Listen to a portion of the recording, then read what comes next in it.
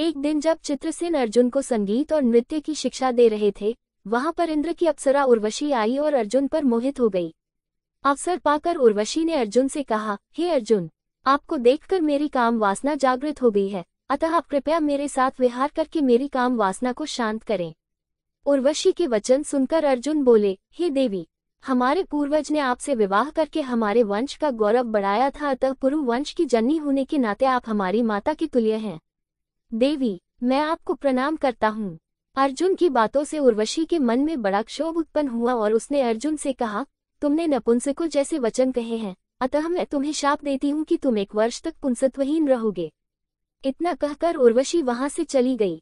जब इंद्र को इस घटना के विषय में ज्ञात हुआ तो वे अर्जुन से बोले, वत्स, तुमने जो व्यवहार किया है वह तुम्हारे योग्य ही था।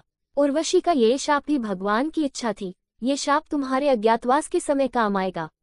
अपने 1 वर्ष के अज्ञातवास के समय ही तुम पुंसत्वहीन रहोगे और अज्ञातवास पूर्ण होने पर तुम्हें पुनः पुंसत्व की प्राप्ति हो जाएगी।